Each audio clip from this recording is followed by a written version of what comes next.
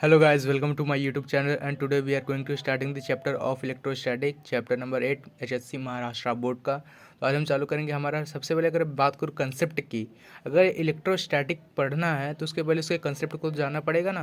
तो कंसेप्ट क्या है अगर बात करेंगे तो इसकी कहानी जो चालू होती है वो होती है एक एटम से। हम सबको पता है कि एटम होते हैं, एटम बोलो, मॉलिक्यूल्स बोलो, पार्टिकल्स बोलो, सब एक ही है, लेकिन हमारे फिजिक्स में एटम बोला जाता है। तो एटम एक एटम होता है। एटम के अंदर न्यूक्लियस होता है, फिर एटम के अंदर प्रोटॉन और न्यूट्रॉन ये सब चार्ज वगैरह होते हैं, जैसे इलेक्ट्रॉन, प्रोटॉन, न्यूट्रॉन। तो हमारा प्रोटॉन जिसका प्लस चार्ज होता है, जिसको डिस्कवर किया था चैडविक ने, और न्यूट्रॉन होता है जिसके पास कोई चार्ज नहीं होता। और जो एटम का न्यूक्लियस होता है उस पर हमारा इलेक्ट्रॉन चार्ज रहता है, जो कि इलेक्ट्रॉन हमारा माइनस चार्ज है, ये होता है, जिसको डिस्कवर किया था जे थॉमसन ने। ये सब हमारे इलेवंथ के कंसेप्ट है। ये सब आपको अगर पता रहेंगे तो ये हमारे 12th के जो इलेक्ट्रोस्टैटिक चैप्टर है वो आपको समझ में आने वाले हैं। तो नेक्स्ट अगर मैं बात करूँ चार्ज ऑफ इलेक्ट्रॉन, तो एक इलेक्ट्रॉन में कितने चार्ज होते हैं? तो एक इलेक्ट्रॉन में कैसा -1.6 इंटू 10⁻⁻19 कूलम्ब। चार्ज को कूलम्ब से डिनोट करते हैं, मतलब चार्ज की ऐसा यूनिट होती है कूलम्ब। और एक प्रोटॉन में जितना इलेक्ट्रॉन में रहेगा उतना प्रोटॉन में रहेगा। बस क्या है, प्रोटॉन हमारा पॉजिटिव चार्ज होता है, यहाँ पे प्लस रहेगा, बस ये चीज़ होता है। तो अगर मैं बात करूँ produce of electric current produce कैसे होता है। अब हम लोग को लगता है जैसे अगर मैं बैटरी में अपना हाथ वगैरह टच करता हूँ तो उसमें करंट नहीं मारता, तो ऐसा क्यों होता है? वहाँ पे उसका इलेक्ट्रिक फील्ड इंटेंसिटी रहता है। अब जैसे कोई भी वायर अगर रियल में आपको करंट लगेगा आप बचोगे नहीं, वो उसकी इलेक्ट्रिक फील्ड इंटेंसिटी होती है। जैसे एक मैग्नेट हो गया, अब मैग्नेट की एक मैग्नेटिक फील्ड रहती है, तो उस मैग्नेटिक फील्ड में अगर दूसरा कोई जैसे आयरन हो गया या फिर दूसरा कोई नॉर्थ पोल, साउथ पोल या फिर मैग्नेट आ गया, उसको अट्रैक्ट करता है।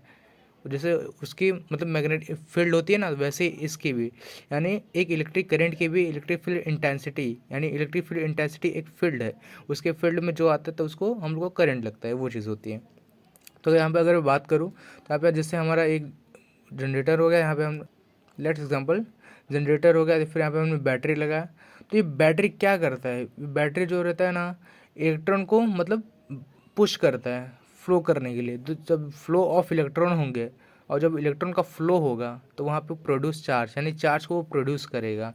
और जब चार्ज का प्रोड्यूस होगा तो वहाँ पे प्रोड्यूस इलेक्ट्रिक करंट, तब वहाँ पे इलेक्ट्रिक करंट का प्रोड्यूस होगा, तब हो जाके हमारा जो मोबाइल रहेगा वो चार्ज होगा। ये सब चीज़ें जैसा कि मैं पहले बोला, फिर इलेक्ट्रिक चार्ज की बात करें, जैसे मैंने पहले बताया कि चार्ज ऑफ इलेक्ट्रॉन, यानी चार्ज को कूलम से डिनोट करते हैं, तो इट इज़ डिनोटेड बाय सी।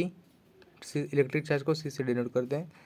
और फ्लो ऑफ इलेक्ट्रॉन्स, जब मैंने वही चीज़ बताया ना, जब फ्लो ऑफ इलेक्ट्रॉन, जब इलेक्ट्रॉन्स का फ्लो होगा तब वहाँ पे चार्ज प्रोड्यूस होगा, और जब चार्ज प्रोड्यूस होगा तब इलेक्ट्रिक करंट प्रोड्यूस होगा। तो जो यूनिट होती है चार्ज की वो कूलम्ब होती है, जिसका एक नॉर्मल मतलब बेसिक फार्मूला है Q इज टू एन ई।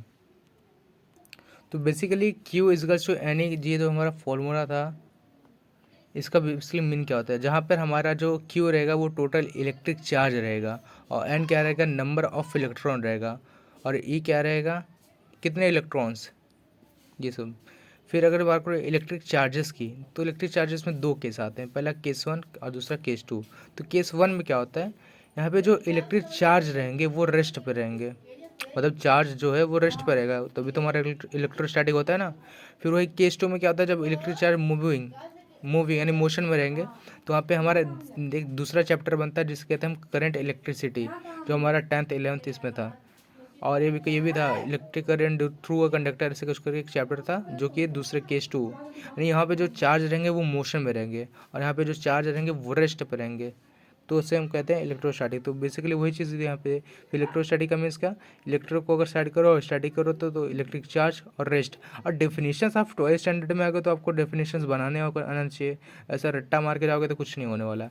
देखिए जैसे एक एक वर्ड का मीनिंग आप समझ, अगर आपको मीनिंग पता रहेगा ना तो आप आसानी से डेफिनेशन बना सकते हो। फॉर एग्जांपल इलेक्ट्रो का मतलब क्या होता है? Electric charges. स्टैटिक का मतलब क्या होता है? रेस्ट। तो क्या इसका डेफिनेशन नहीं बन सकता?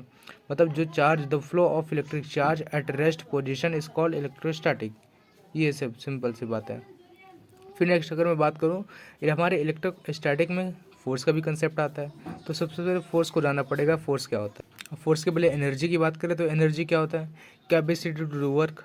एक वर्क को आप कितना मतलब कैपेसिटी लगा रहे हो, एनर्जी लगा रहे हो, तभी वो कोई काम होगा ना। अब आपको खाना खाना है तो मतलब हाथ का उपयोग करोगे तभी ना, एनर्जी लगाओगे, मस्कुलर फोर्स लगाओगे तभी ना। ये सब चीज़ें। तो फोर्स क्या होता है, फोर्स टू टाइप के होते हैं, पहला कॉन्टैक्ट फोर्स, दूसरा नॉन कॉन्टैक्ट फोर्स। तो कॉन्टैक्ट फोर्स में कौन कौन सा आता है, पहला हमारा वेट फोर्स, फिर टेंशन फोर्स और फ्रिक्शनल फोर्स और नॉर्मल फोर्स। वेट फोर्स जो हमारा नीचे लगा हुआ है, यानी जो उस पर अर्थ है जो हमारा लगा हुआ है। फिर टेंशन फोर्स, फ्रिक्शनल फोर्स क्या होता है, आप 11th स्टैंडर्ड में सिखाए, यानी जब दो सरफेस की प्रॉपर्टी जब कांटेक्ट में रहेगी तब उसे फ्रिक्शन कहा जाएगा। तो हमारा फ्रिक्शनल फोर्स होता है। अगर हम टिके हैं, अगर कोई भी चीज़ हाथ में लिया, मैं पेंसिल लिया हूँ, तो ये सब फ्रिक्शन फोर्स की वजह से है। और ये हमारा नॉर्मल फोर्स होता है, नॉर्मल कोई भी काम करता है अगर तो। फिर दूसरा था हमारा non contact force. Non contact force मतलब GF एंड